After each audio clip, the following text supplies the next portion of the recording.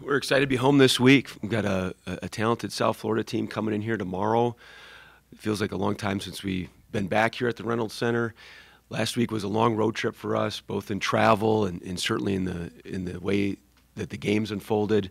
Two really good teams, of course, starting with Houston, number 2 in the country, and they played like an elite basketball team that could contend for a national championship.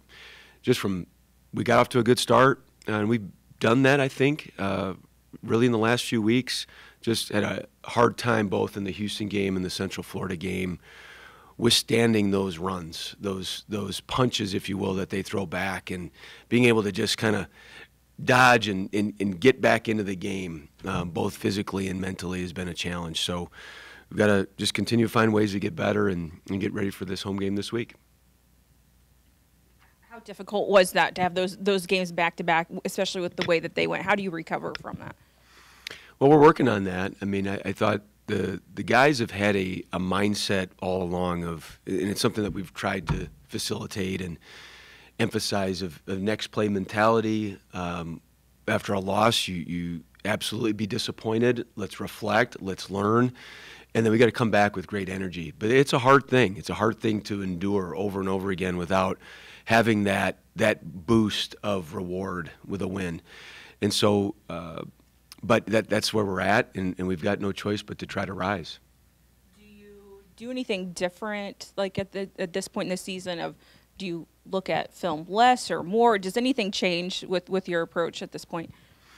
We talk about using different methods. For example, and we do this a lot, but we used a video clip of Jalen Hurts at his press conference after their loss.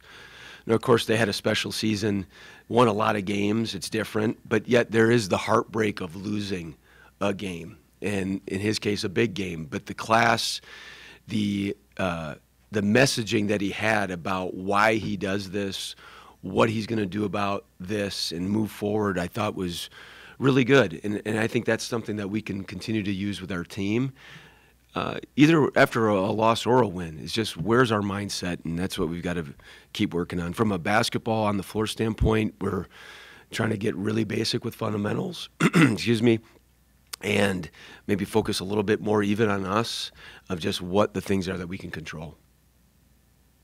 You've never had a losing season as a head coach. What has the season been like for you, both from maybe a growth and just an experience standpoint? Yeah, I was hoping to avoid this for sure, but at the same time, as I mentioned with Jalen Hurts, I look at every opportunity as a way to get better. Absolutely knew that this would be could be a challenging year in different ways, just being new and inexperienced roster. But at the same time, I think that there is so much potential here. Absolutely believe in what we're doing. Moments where you don't have the type of success that you hope for always puts you in a position to question this or that, evaluate certain things, but 100% steadfast and focused on how do we move forward and how do we control the things that we can control and get better. And that's in a number of different areas. Not having Anthony, how much of a challenge has that been, and any update on him? Yeah, Anthony will not be available tomorrow. His impact is certainly felt throughout the program. He's our best perimeter defender. He's got a level of toughness about him. He's been playing better and better from the point guard position of facilitating offense. His assist-to-turnover ratio had grown dramatically in conference play compared to non-conference play, and that's just not.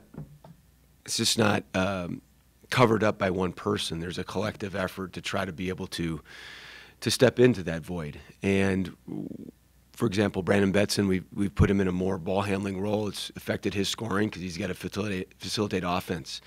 And so it's something that's just ongoing. We've got to keep trying to find opportunities for guys to step up in different ways on both sides of the basketball.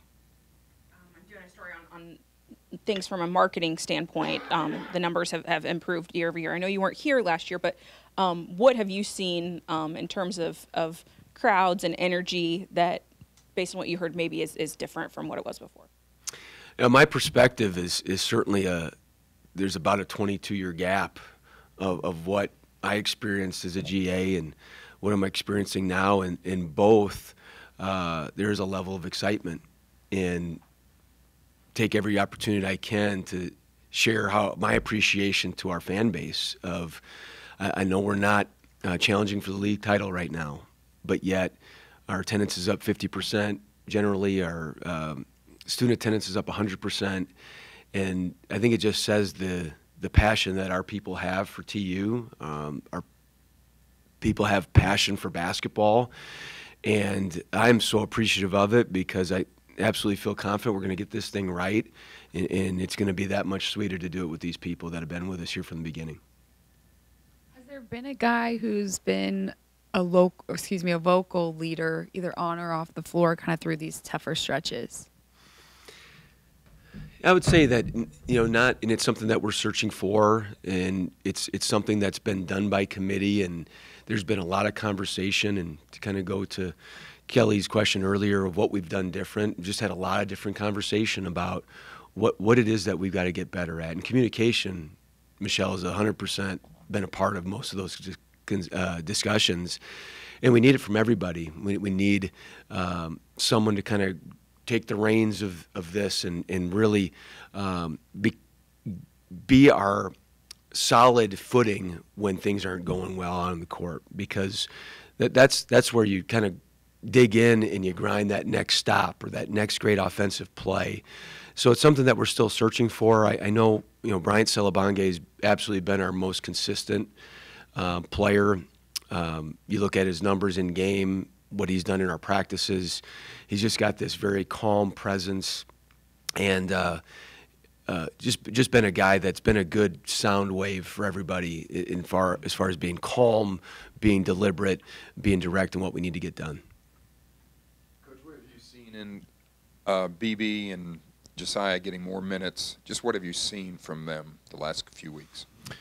We actually talked about this yesterday, met with all three of our freshmen, because I had to Charles that he had a nice game the other night, and we were looking up at the banners of each team in our league, and I said, guys, let's go through each team and you tell me what freshmen are playing. And of course, there's the two freshmen we played last week that are having tremendous years and could be one and done type guys, and then there's a couple other guys, 3 or 4 guys in this entire league as freshmen that are playing the type of minutes that they are. And so the opportunity that they've had is tremendous, and it's understanding that there is a growth curve, that they're playing against much older guys, but they're getting better. And getting better is not in a straight line that just takes you to the top like a gondola ride to the top of some mountain. It's got peaks and valleys and twists and turns, and we've got to just be mindful of those adversities are coming, and how they handle them are so important to how quickly they rise to the next step. Coach, USF comes in having lost 4 of 5, and they've given up a considerable number of points, but the one win they gave up 63. So, probably over a simplistic question, but doesn't it just underscore that if you play really good defense, or if you play pretty good defense, it gives you a shot? I think it always does, Bruce. I know we've talked about it, and that's something we've not been great at this year. We're by far last in defensive efficiency in our league. You look at the first 10 minutes of our last game, I thought we played at a pretty good clip and did some things well, but there's great shot making in this league, and South Florida's got some shot makers. You look at Harrison, he's averaging 19 points a game in conference play. They've got some other pieces of just older, physical, athletic guys. We don't know if their big fella is going to be back or not, but he poses a lot of challenges. But we've got to be able to have that gritty mindset throughout, and just really hold ourselves to a high standard of all the little things that we've got to do well in a defensive possession, and do it 60 to 70 times. We do that, we're going to have a shot. And Harris, the all-time leader in American Athletic Conference three-pointers, really poses a challenge, doesn't he? He sure does, and he does it in a challenging way to guard, because he'll shoot him off the dribble going left, right, in transition, guys in his face. He can make tough shots, and he's a guy that can really get it going on his own. So you got to have an A, B, and C game plan to give him different looks, because if he's if he's in a rhythm, if he's comfortable, he can go off for a big number. Anybody else? All right. Thank you, guys. Let's coach. Thank you, everybody.